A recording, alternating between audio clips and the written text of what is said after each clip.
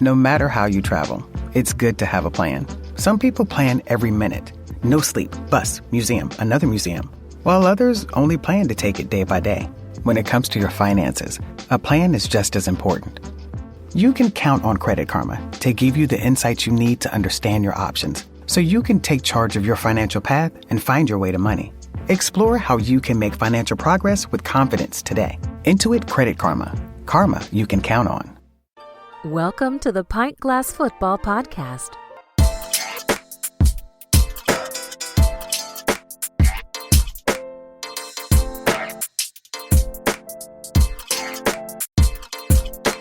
Pint Glass Football on the Radcast network. I'm your host, Brad Fowler. What's up, PGF Nation? It's NFL Draft Week. This Thursday, Lambeau Field, Green Bay. Can't wait. I know you're excited. I'm excited. But today, we're breaking down our top 5 defensive tackles and our top 5 tight ends in this year's class. We've got some elite talent. We've got some sleepers and a few names that you're going to want to keep an eye on when the picks start rolling in this weekend. But joining me, as always, of course, my co-host, Alex Higdon. Alex, what is going on? Hey, man, Brad, we're 4 days away, man. Tuesday, Wednesday, 3 days. By the time you guys hear this, we'll be up and running, and men will be walking across the stage, headed to their new destination to perhaps change the fortunes of a prospective team. Yeah, the draft's the best, man. This is so fun. It's been so fun evaluating all these guys and really going back and watching the tape and looking at the numbers at the combine and just going through the whole process, man. It's been absolutely a blast. So excited to watch it all come together. Of course, after the draft, we're going to have draft grades like we do every year on all the teams, tell you how these teams did. But first, got to do a little housekeeping because I have to apologize to you guys. Last episode, we told you that this episode was going to be an exclusive on YouTube. Unfortunately, some things got in the way. We had some scheduling difficulties and we weren't able to have that episode out. So we pushed it to today. So we apologize to you guys. Hopefully all you guys are subscribed and following so you don't miss out when these new episodes drop. But apologize for that. This episode was supposed to be out last week, but here it is for you guys nonetheless. Still time to enjoy this really deep group of tight ends and defensive tackles. Like these groups, Alex, are really a lot of fun to evaluate because there are some really good players in both these groups. Yeah, before we get to that, Brad always likes to protect the brand, and I understand. Listen, it was my fault. I don't have a problem saying that.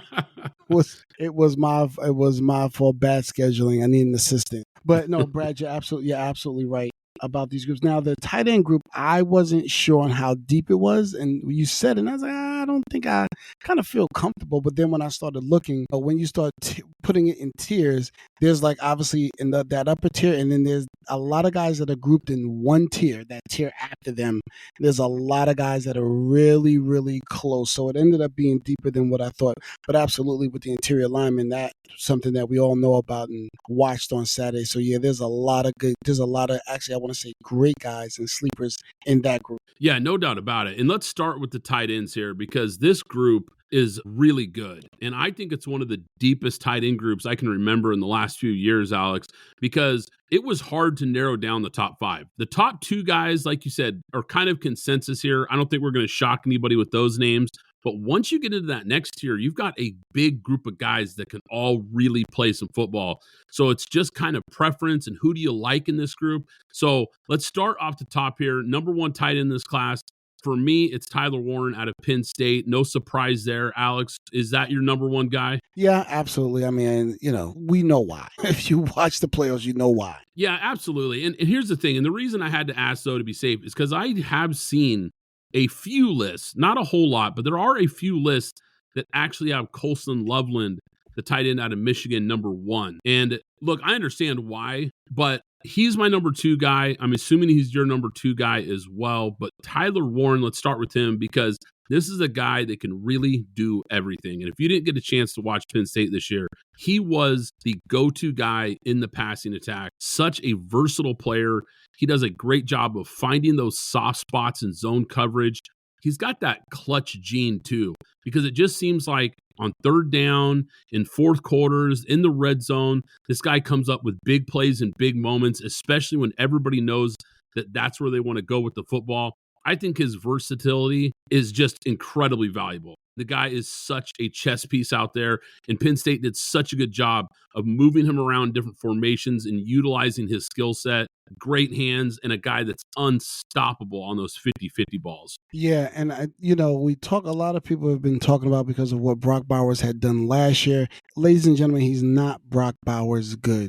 And I'm not saying he can't be a great NFL player. We're just talking about the prospect. He's not that prospect. So I keep hearing that, and he's not that. And I understand what we're seeing from him last year. He's not that, but not great. Nice routes, soft hands, and is a full tight end where he's a willing and able blocker as well. Yeah, which seems to be increasingly rare in the modern era of football here. A lot of these guys coming out of college are really just glorified wide receivers. They're just big wide receivers in a lot of ways that flex out, and you see a lot more flex tight ends. You don't see a lot of traditional inline tight ends, but this guy, he can really do it both. He can flex out. He's a great receiver, but like you said, he's also a very capable blocker. So a very complete player. And I think for me, that's what really separates him, is just how good of an all-around player this guy is.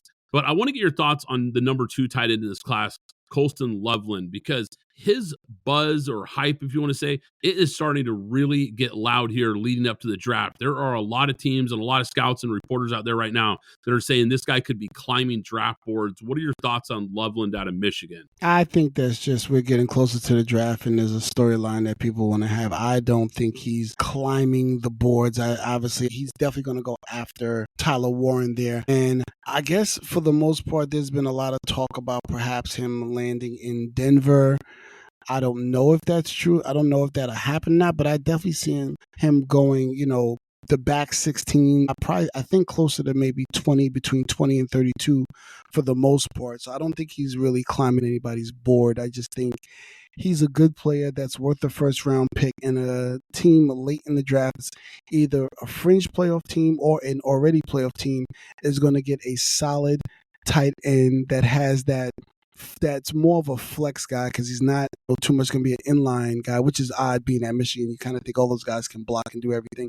He can't do everything that your prototypical tight end can do, but that flex outside, being another receiver for a Bo Nix-esque type player, he can do some damage there. But I heard it.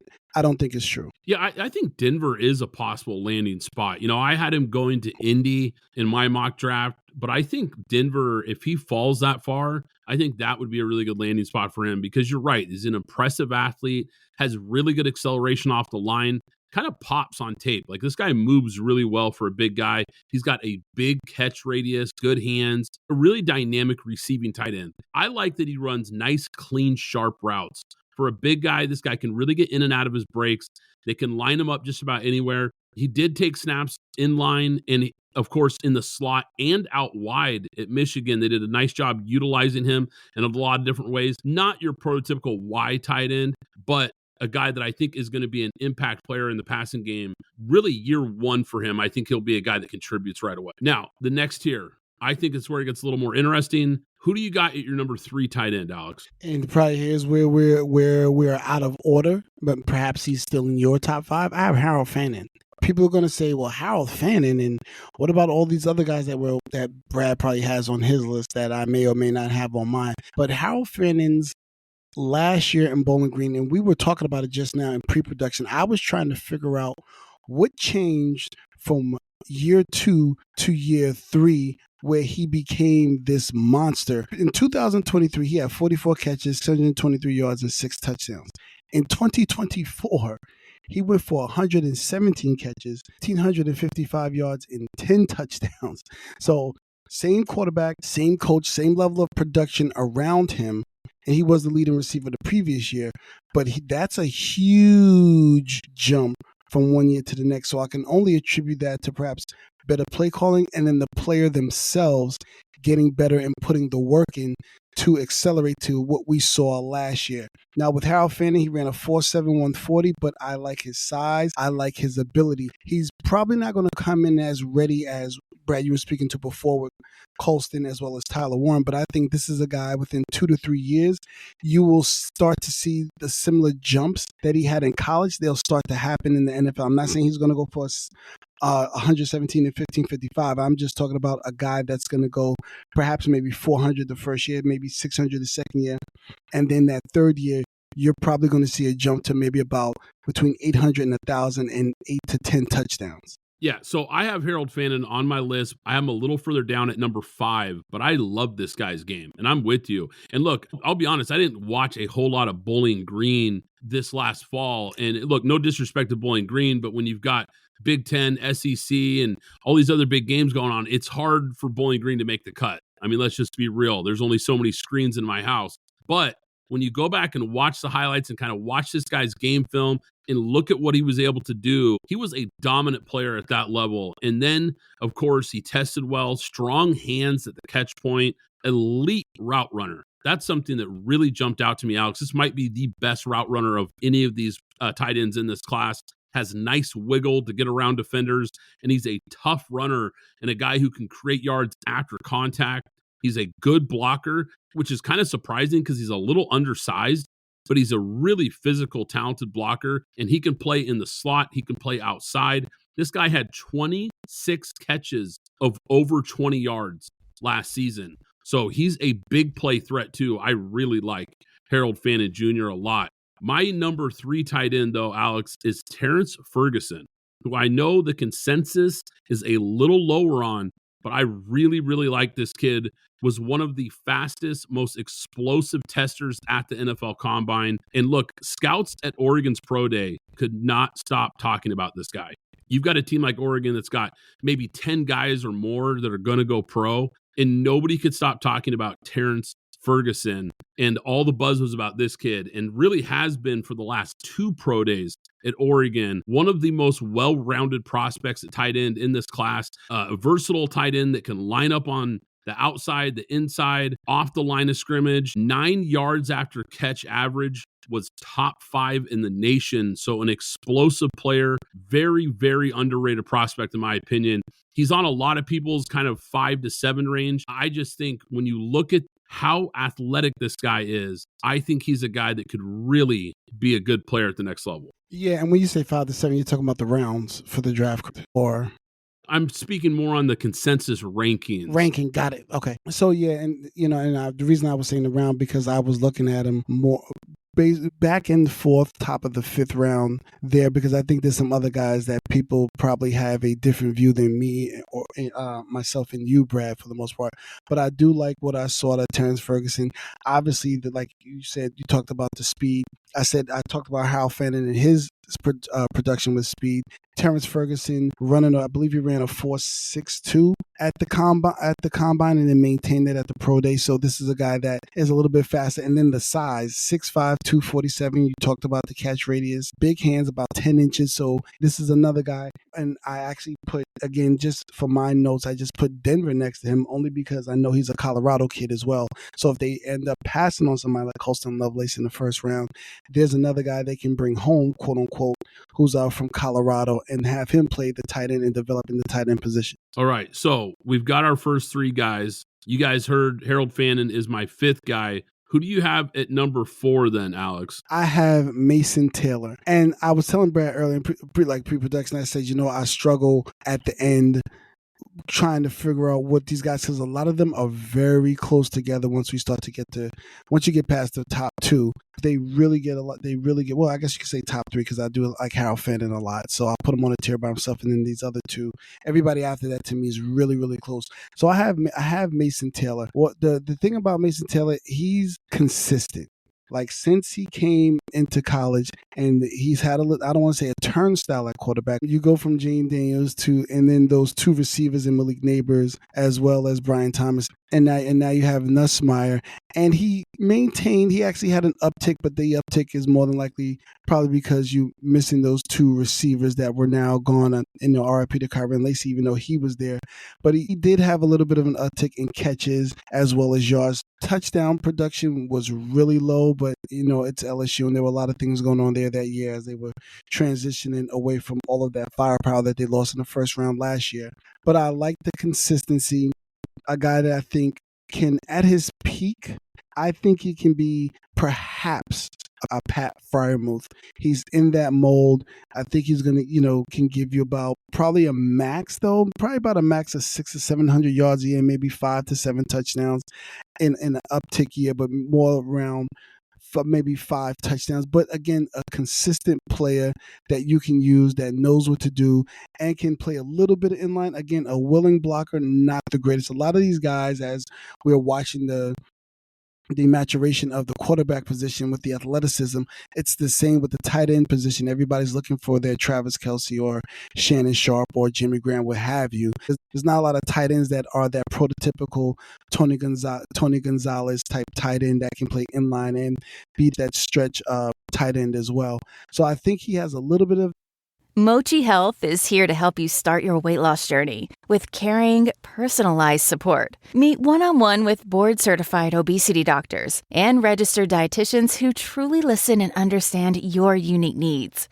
Eligible patients can access affordable GLP-1 medications delivered right to their door each month. No insurance? No problem. Mochi Health accepts FSA and HSA, making care accessible and affordable. And with 24/7 customer service, you'll never feel alone on your path to better health. Get started with Mochi Health today. Take the free quiz at joinmochi.com and use code AUDIO40 at checkout for $40 off your first month of membership. That's joinmochi.com with promo code AUDIO40. Of that in him, but I think he's mainly going to be on the low end of at his peak, the low end of tight ends in the league. Yeah, I have Mason Taylor at number 4 as well. And so we align there. I really like this guy. NFL bloodline, of course, his dad being Jason Taylor, the NFL great. This guy is a natural hands catcher, well-built, athletic frame, very good body control, and really good balance. Tough to bring to the ground once he gets the ball in his hands. Big-time catch radius, and a very reliable target in clutch moments. He had 37 of his 55 catches last year went for either first downs or touchdowns. So this guy showed up when it mattered the most for LSU, and I love that about his game. I think he's a pretty good player, Alex. Now, that leaves your number 5 tight end, Alex, who just made the cut for you. It's going to be Gunnar Helm. Now, again, I was telling Brad how I struggled towards the end of this, trying to figure out who I want to do. And I really was trying to decide between he and as well as the kid out of Miami, Elijah Arroyo. I believe I said that correctly. I was trying to figure out, but I like Gunnar more because I like he was healthy. My only knock against Arroyo was just the health aspect of his game. And it's kind of, from what I saw, just 1 year of production once Cam Ward got there. And that's okay. With the tight end, you can develop them a little bit slower than you can the other skill positions in the offense. So he has a little bit of room. But I like what I saw from Texas with his senior year and the uptick that he had, 60 catches, 786 yards, and 7 touchdowns. That showed me when he was getting full-time snaps, you can get a lot more production from him. And then again, he is a guy that definitely not going to be on the end. So do not look for him to block. He's a little light in the britches, as they like to say, at about 230, probably really more about 229 pounds. For him to do what he does to be successful in the league, you're not going to be able to put a lot of weight on him and still maintain what he'll do in the passing game for you. So I decided to go with Gunnar Helm in that position. A guy that moves well and a guy that can make people miss in the open field for a big guy. He's got good hands and he can create separation from defenders. I like his game. Look, he just is outside of my top 5. But like I said, this is a deep tight end class. So once you kind of get into that tier 2, so to speak, of these guys, it's a big group where you kind of have to pick your favorite flavor, so to speak. But really good player, really solid player. Like you said, not much as far as a blocker, but he's definitely going to be a guy that could be an asset in the passing game, absolutely, right out of the gate. All right, let's shift to the defensive side of the ball. Top 5 defensive tackles in this draft, Alex. Look, for me, number 1, he's the consensus number 1. He was, up until a couple weeks ago, I had him as the number 1 player in this draft. He's still my number 2 rated prospect in this draft. You guys probably already know who it is. Mason Graham out of Michigan. This guy is so fun to watch. Probably the best tape out of anybody I evaluated. That includes Travis Hunter, by the way, who's my number 1 prospect. But This guy is just incredible to watch. Elite, explosive first step. So quick off the ball, and a guy that converts speed to power at a really, really high level. He consistently splits double teams, can anchor against double teams versus the run, and still is able to control his gap.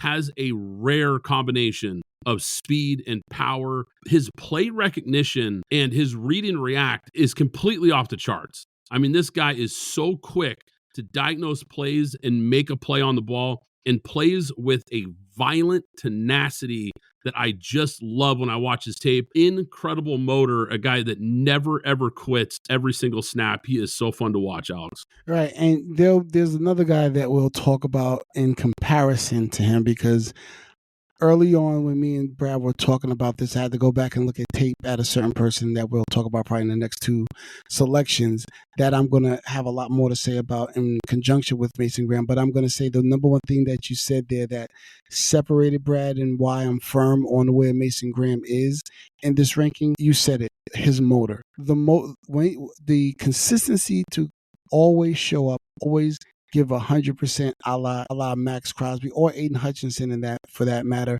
to never stop trying, to always be trying to come forward, to consistently apply pressure is what makes Mason Graham number one for me. All right, so I'm curious here. Who's your number 2 defensive tackle in this class? Well, that leads me to who I'm in comparison to, and that would be Kenneth Grant. So what I was mentioning to Brad before, Worlds, who was a huge Michigan fan, he forced me to go back and really look at, just focus on Kenneth Grant because they play next to each other. Mason Graham and Kenneth Grant, both from Michigan. When I went back to the past 2 seasons of both of their tape, that's where I saw the difference. And because initially I had Kenneth Grant, I thought he was the best one. But then when I went back and looked and then saw them in tandem, it was the motor that separated Mason Graham and Kenneth Grant. Kenneth Grant, to me, is the better interior lineman with size, weight, and speed. It's just when he decides to be dominant, he's dominant. And I'm talking about double team, having to face double teams, having to face triple teams. Sometimes if you want to go look at that USC tape, they still were triple teaming him and leaving Mason Graham on an island, just off the top of my head. But he lacks the consistent motor to be great, but he's also a guy that you could put in the 3 and 5 technique. So I like that versatility, which is why he's at my number 2, because I think he can be dominant at both positions if he stays motivated. A lot of people have them, and we did in our draft, Brad, mock him to Harbaugh as well as his defensive coordinator. So if those two guys who at that level will light fire up under him, and if you get that guy when he's motivated on the field, 100% of the time, he will be the better defensive tackle, just given his overall natural ability and strength. Yeah, the guy is an absolute freak athlete. For his size, I mean, a really rare combination of quickness for a guy his size, because he is a monster of a man. And at that nose tackle spot, impressive, quick first step. You just don't see guys this big that move like this. And he's also the Michigan record holder for pass breakups by a defensive lineman. So when he's not getting home, he's batting down balls. The only pushback I would have here, Alex, and I agree with your assessment, except for I don't see the versatility as much with him. I think he's an ideal fit as a 3-4 nose guard, a big 2-gap run stopper, which he did. Look, he did a very good job of that at Michigan. Dominated versus the run. Not as good of a pass rusher as he is against the run, but a guy that I think in that traditional nose tackle 3-4 front, I think he could be a really, really good player at the next level. And I'm with you. The only reason he got pushed a little down my board is because the motor is so inconsistent. When he is on and he's playing 100%, he is a great, great player and a dominant player even. But man, it's just like you see him take plays off, and that's really frustrating for a guy with this much talent. So I actually have him as my number 4 ranked defensive tackle, only because I don't see the same level of versatility.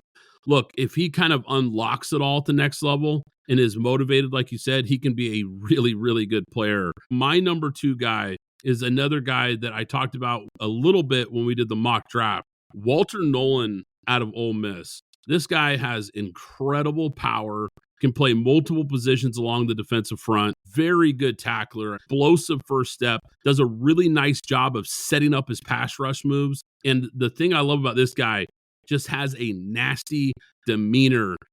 Every time you watch him, he is out there flying around trying to hurt guys. Former 5-star recruit coming out of high school, and maybe the most physically gifted defensive tackle in this class, because that former 5-star background, it shows up, man, because this guy is a big-time athlete. Yeah, I like him a lot. You know, he was at Texas A&M and then transferring to Ole Miss for this last year before he entered the draft. There was an uptick in what he had. Who knows what it would have looked like had he stayed at Texas A&M, you know, with Shamar Stewart and Scroton there. He might have had an even bigger uptick with that type of talent around him, but he goes to Ole Miss. He still maintains his level and his upward trajectory, going to a new team, a brand new defense. I do agree with you. He can play up and down the line as well. Again, the only probably difference between he and Kennedy Grant for me was the strength aspect, but I completely understand, you know, anybody who feels anything about a person who isn't always motivated, a la, you know, Jadeveon Clowney, but I'll leave that alone. But he is gifted, as you said, up and down the line, always in position. He anchors very well. We usually hear that term with offensive linemen, but he anchors very well and gets a nice push off of that anchor into offensive linemen to push them back, and in his attempt to make a play or push them back to get the quarterback off his mark. So I actually had Walter Nolan fourth for me, and I'm pretty sure the person that I have third in Derek Harmon is, I'm going to assume that you perhaps have him third. Is that correct? Yeah, I was wondering that. So our 2 and 4 ranked guys are flip-flopped, but we've got Derek Harmon both at number 3. And this guy is a lot of fun to watch. His pass rush win rate was 17.6%. That is off the charts production. He led the nation in total quarterback pressures for an interior defensive lineman with 55. No one was even close to that number. This guy is a quick processor, high football IQ. I talked about this with Mason Graham. Derek Harmon kind of has that similar trait where he's so quick to read and react to the play and make a play in the backfield. Consistent motor, really strong hands that he can control offensive linemen once he gets a hold of them. Has a nasty bull rush, and a guy that put on a show at the combine because he is a great athlete. Yeah, it was the combine that raised my eyes about him, and then I had to go back and watch tape. You know, we when you're watching throughout the season, you're watching a game, there's several things happening. Your eyes tend to always look at the quarterback for the most part and then see what's happening, and then you may catch things on the replay. But then when you go and you focus, as we do when we're starting to talk about our rankings per position, you then get to key on a guy. So he was a guy that I kind of had notes on from the combine. Very smooth. I liked his get up and shuttle. And then when you go to the actual tape, this is a guy now, I'm not sure if he can do a lot of the things that we talked about, Brad, you know, in terms of being able to play the 5 or the 3 technique. I'm not sure. I probably want him more in a 4-3 because he has pass rush ability, and I wouldn't want to go to waste in a 3-4. I would rather have him in the middle in a 4-3 going after the quarterback, because I do like his punch. I do like his swim move. I do like how he's able to get a little bit of a push. He's not as strong as the other guys that we spoke about, Walter Nolan, Mason Graham, Kenneth Grant, but I think he has a nice base that he's able to make some plays, and depending on what team he goes to, I believe that he'll be able to fit right in. But I know a lot of people think he can play in the 3-4. Yeah, I'm with you. He might have that kind of versatility to his game, but I think I'm with you. I think he's a better fit in a 4-3 as an interior defensive tackle. I think that's his ideal spot for him. But look, he's a good athlete. He might be able to do it. It's going to be really interesting to see where he lands. Probably a first-round pick like the rest of these guys.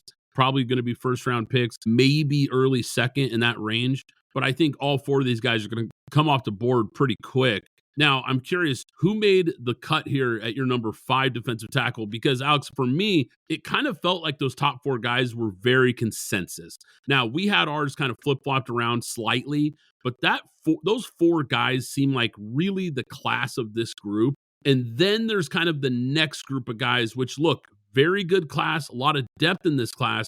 But I felt like once you kind of get into that 5, 6, 7, 8 range, it's a wide range of opinions on who could be the number 5 guy. So who did you end up going with? Well, I'll tell you the 2 people I was choosing, and I'm wondering if one of these is your pick. I was looking at between Darius Alexander and TJ Sanders, but I went with TJ Sanders. I actually, at some point over the summer, we're going to have to talk about South Carolina, because what I saw from them, having looking at them and going back and watching tape on TJ Sanders, they're going to have a lot of players in the next 2 draft, this draft and next year. They're going to have a lot of players between the 1st and the 3rd rounds, because they are there's an uptick with that team. I don't know what's going on down there in South Carolina, but the University of South Carolina, but there's an uptick with that team. There's a little bit of nastiness to them and that defense, and a lot of that I saw in TJ Sanders. Again, there is a little bit of a drop off because of the motor, and I know I picked another guy that has a low motor, but I like what I see in TJ Sanders. I like what I saw. The nastiness, there's a level of nastiness to his game, and if you can put that motor along with that nastiness, I think you're going to have a guy that's going to be a complete DT. He's probably not going to be some type of all-pro. Maybe he has one all-pro year, but he'll be a consistent guy that's going to be a disruptor on your team, for your team. TJ Sanders was a guy that was just in that next tier for me. But like I said, once you get into that group, there's a big group of guys that are kind of all similar grades for me. So he was a guy that I definitely looked at, thought about making the top 5, just didn't quite make the cut for me, but a really good player, a disruptive player. I think he's a guy that could be a contributor right away. Really good, explosive first step, which, look, I've said that a lot today, but look, that's something I look for right away. When you're an interior defensive lineman, you have got to be quick off the ball. That has to stand out. So for me, he definitely checks that box. Like you said, kind of has a nasty edge to his game. I like him a lot. Just didn't quite make the cut, but a very good player. For me at number 5, Alex, I went with Tyleik Williams out of Ohio State, a guy that played the nose tackle and the 3 technique. I think a guy that's a little more impactful versus the run than he was as a pass rusher, but a very disruptive player that could push the pocket, tackles for a loss. He has the power to really move blockers at the point of attack, exceptional balance through contact. Tough to get this guy off his spot. Does a really nice job locating the football in traffic and making plays, diagnosing the play and being disruptive. Like I said, he's just not in the group with this top group, but I think he is a guy that day 2, day 3, he could be a really nice value pick. So I looking at Tyleik Williams, because you get this list, you kind of take a consensus top 10, and then you kind of go through and narrow it down to what you like or what you saw and everything. The thing about Tyleik Williams, is it him, or was he a beneficiary of Jack Sawyer and JT? And I won't attempt to say his last name. The 2 guys on the edge. I wondered that about Tyleik. That's one of the things when I look at players and I see, do you remember, Brad, that Clemson line that had Dexter Lawrence and I forgot who else was on that line, and then there was Cleveland Ferrell, who looked like the leader, but when it came time and everybody got drafted, Cleveland Ferrell was the weak one that was the beneficiary of that line. I don't know what Tyleik Williams is without those 2 guys on the edge. Again, the measurables and then what we saw on film, it did show up. It definitely did show up, but I'm wondering, was he a beneficiary of what was on the edge for the Ohio State, and is he just benefiting from how they schemed against those 2 guys and against him? I was trying to think, because they all got drafted. One of them plays for your Raiders, Christian Wilkins. Yeah, Christian Wilkins. That's the other. I couldn't think of the other guy. I knew Dexter Lawrence, right? Christian Wilkins and Dexter. Think about those 2 teamed up in college. Unbelievable.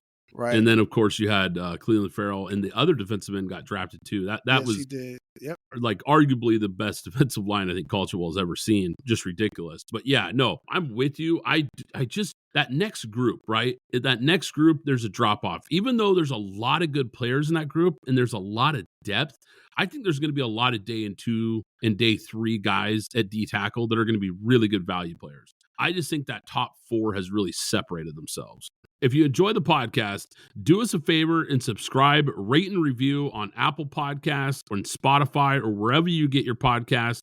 But guys, later this week, our next episode, we're going to discuss our favorite sleepers in this draft it'll be exclusively on YouTube. So if you haven't already, be sure to subscribe to our YouTube channel so you don't miss that episode. It's going to be a lot of fun talking about some of our favorite sleepers, of course, in this upcoming draft. But once again, I'm Brad Fowler. He's Alex Higdon. This is Pint Glass Football, and we'll catch you next time. Thanks for listening to the Pint Glass Football Podcast. Be sure to subscribe and follow us on Twitter at PGF Podcast.